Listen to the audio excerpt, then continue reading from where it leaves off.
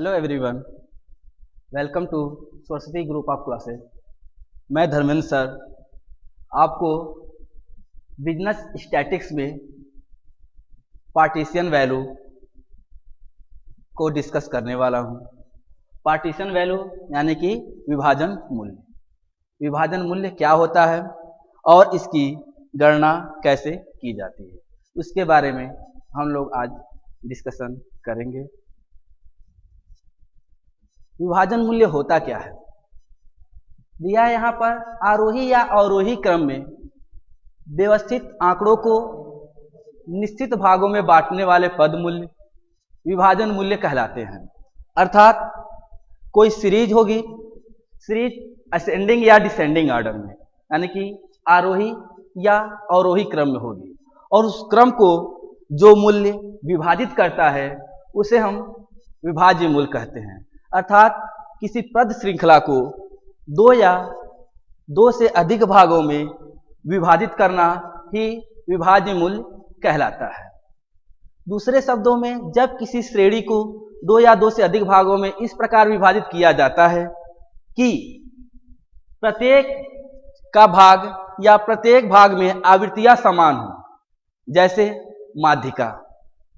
माध्यिका में हम पदों को दो भागों में बांटते हैं, अर्थात एक भाग में आधे पद और दूसरे भाग में आधे पद, यानी दोनों भाग में समान पद होते हैं। अर्थात किसी भी सीरीज को दो भागों में विभाजित करना। ओके, इस प्रकार की मापों में प्रमुखतः तथा महत्वपूर्ण माप माध्यिका, मीडियन, चतुर्थक, क्वार्टाइल, दशमक, डेमिसाइल या डेसियल्स तथा शतमक, परसेंटाइल्स है। ठीक है, हम देखते हैं कि माध्यिका क्या होता है। कोई सीरीज को दो भागों में डिवाइड करना, माध्यिका। चतुर्थक, किसी भी सीरीज को हम चार भागों में डिवाइड करते हैं, उसे चतुर्थक यानी कि क्वार्टाइल्स कहते हैं। दशमक में किसी भी सीरीज को 10 बराबर भागों में विभाजित किया जाता है तथा शतमक को 100 बराबर भागों में विभाजित किया जाता है। अर्थात हम कह सकते हैं कि जो भी सीरीज है उसे समान अनुपात में दो या दो से अधिक भागों में विभाजित करना ही विभाज्य मूल्य कहलाता है। तो मीडियन तो हमने मेजरमेंट ऑफ सेंट्रल टेंडेंसी में पढ़ लिया था कि जो भी पद दिए हैं उससे हम मीडियन की गणना कैसे करते हैं। यानी कि मीडियन पदों का बीचों बीच का मूल्य, जिससे ज्यादा भी उतनी संख्या हो और जिससे कम भी उतनी संख्या हो। अर्थात टोटल सीरीज को वो दो भागों में विभाजित करता था। इसके बाद हमको नेक्स्ट चैप्टर पढ़ना है चतुर्थक, यानी कि क्वार्टाइल्स। क्वार्टाइल्स कैसे ज्ञात करते हैं। क्वार्टाइल्स के बाद हम डेमिसाइल पे डिस्कशन करेंगे या डेसियल से डिस्कशन करेंगे। इसके बाद शतमक यानी कि परसेंटाइल्स पे डिस्कशन करेंगे। क्वार्टाइल का फार्मूला है, क्वार्टाइल में हम तीन पार्टों को ज्ञात करते हैं, Q1, Q2 और Q3। ओके, तो Q1 ज्ञात करने के लिए हमारे पास फार्मूला है Q1 equal to N/4 in item. Q2 ज्ञात करने का हमारा फार्मूला है Q2 equal to 2N/4 in item. In item को हम हिंदी में वा पद भी लिख सकते हैं। Q3 ज्ञात करने का फार्मूला है 3N/4 इन आइटम। ओके, इस तरह हम Q3 में किसी भाग को तीन भागों में विभाजित करेंगे। पहला हमारा 25% तक, दूसरा हमारा 50% तक की वैल्यू रहेगी और तीसरा 50 से 75, और फोर्थ हमारा ऑलरेडी वो 100% यानी कि 75 से 100% तक की वैल्यू रहेगी। डेमिसाइल में किसी भी पार्ट को हम 10 भागों में डिवाइड करते हैं। जैसे कि मान लीजिए हमको D3 ज्ञात करना है, तो D3 इक्वल टू 3N/10, क्योंकि प्रत्येक वैल्यू को हम 10 भागों में डिवाइड करेंगे। तो D3 equal to 3N/10 Hindi में लिखेंगे तो वहां पद।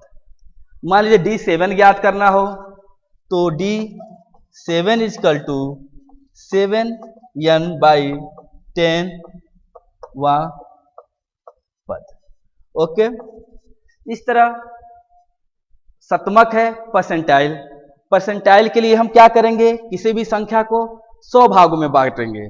जैसे हमको P45 ज्ञात करना है, तो P45 इक्वल टू 45n/100वां पद या इन आइटम। ठीक है, तो चलिए सबसे पहले हम चतुर्थक देखते हैं, यानी कि क्वार्टाइल्स। क्वार्टाइल कैसे ज्ञात किया जाता है? क्वार्टाइल्स को हम चतुर्थक कहते हैं, यानी कि किसी भी चीज को या किसी भी पद को 4 भागों में बांट देना। सबसे पहले जो सीरीज होगा वो असेंडिंग या डिसेंडिंग ऑर्डर में, यानी कि आरोही या अवरोही क्रम में व्यवस्थित होने चाहिए। इसके लिए 3 बिंदु जो आंकड़ों को 4 बराबर भागों में विभाजित करते हैं, जिसके प्रत्येक भाग में आवृत्तियों की संख्या समान है। अर्थात चतुर्थक को हम 3 भागों में डिवाइड करेंगे, ऑलरेडी चौथा अपने आप आ जाएगा और प्रत्येक भाग की वैल्यू समान होगी। यानी कि 4 भाग में पहला है 25%, दूसरा 25 से 50%, तीसरा 25 से 75% की वैल्यू रहेगी और चौथा 75 से 100% तक की वैल्यू रहेगी।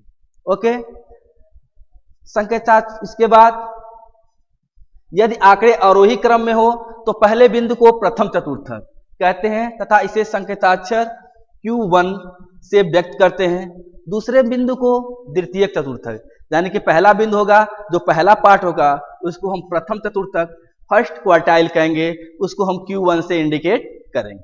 तो दूसरे बिंदु होगा, दूसरा बिंदु को हम द्वितीय चतुर्थक यानी कि सेकेंड क्वार्टाइल कहते हैं, इसे हम संकेताक्षर Q2 से व्यक्त करते हैं। यानी कि ये पूरी संख्या का 25 से 50% तक की वैल्यू रहेगी। यानी कि Q2 से कम संख्या 50% रहेगा और Q2 से ज्यादा संख्या 50% का रहेगा। इसके बाद हम थर्ड चतुर्थक यानी कि थर्ड क्वार्टाइल तृतीयक चतुर्थक ज्ञात करेंगे, जिसे Q3 से इंडिकेट करेंगे। इसमें बताए थे पहले ही, जो प्रथम चतुर्थक होता है वो पूरी संख्या का 25% भाग होता है। अर्थात 25% को 1/4 या 1:3 हम कह सकते हैं।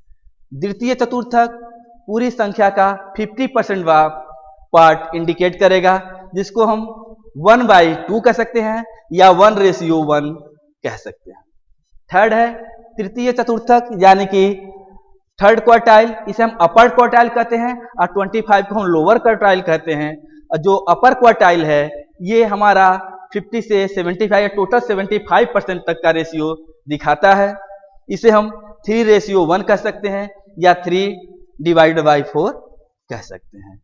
ओके, नेक्स्ट वीडियो में हम यह देखेंगे कि कैसे हम चतुर्थक ज्ञात करते हैं, कैसे चतुर्थक ज्ञात करता है। एक छोटा सा एग्जाम्पल हम लेके देख सकते हैं आज, और बाकी क्वेश्चन इस पे विस्तृत हम लोग कल सॉल्व करेंगे।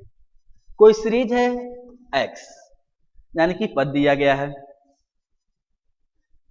2, 5, 7, 4, 3, 1।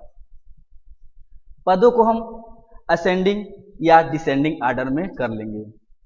ठीक है, मान लीजिए एक और है, इसमें आ गया 8, तो इसे हम सबसे पहले असेंडिंग ऑर्डर में करेंगे।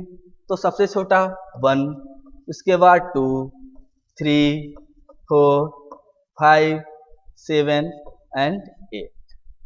फार्मूला है क्योंकि इसको 3 वैल्यू Q1, Q2, Q3, हमारा Q1 होता है n/4वां पद, यानी कि n/4वां पद, या हम n यानी कि नंबर ऑफ आइटम देखेंगे कि पद हमारे पास कितने हैं। जो भी हमारे पास संख्याएं हैं वो कितनी संख्या हैं, तो 1, 2, 3, 4, 5, 6, 7।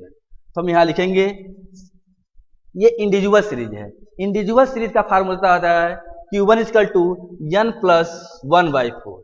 डिस्क्रीट का फार्मूला होता है Q1 निकालेंगे तो हम n+1/4 एंड कंटिन्यूअस का होता है Q1 is equal to n/4 पद। ये हमारा इंडिविजुअल सीरीज का क्वेश्चन है। तो इंडिविजुअल सीरीज में n+1/4 इंडिविजुअल की पहचान है, इसमें केवल सीरीज दिया रहेगा। डिस्क्रीट की पहचान है, यानी सीरीज के साथ साथ इसकी फ्रीक्वेंसी दी रहती है। एंड कंटिन्यूअस का हमारा क्लास ऑफ इंटरवल और उसकी फ्रीक्वेंसी, या लेस देन मोर देन और उसकी फ्रीक्वेंसी, या मिड वैल्यू और उसकी फ्रीक्वेंसी गिवन रहती है। ओके, तो हम इंडिविजुअल सीरीज को सॉल्व करते हैं। तो n+1/4 इन आइटम, तो हम देखेंगे n कितना है, 1 2 3 4 5 6 7, यानी कि 7 + 1/4 पद या इन आइटम, तो हमारा आएगा 8/4। तो हम देखेंगे 8/4 यानी कि 2, हम गिन लेंगे, असेंडिंग है तो ऊपर से पहला और दूसरा, तो हमारा Q1 इज इक्वल टू हो जाएगा 2। ये 2 नहीं जो आया है, 2 का मतलब ये 2 जो पद में है दूसरे स्थान पर, तो दूसरे स्थान पर हमारा 2 है, तो Q1 इज इक्वल टू 2 हमारा आंसर हो जाएगा। उसी तरह Q2 ज्ञात करना है।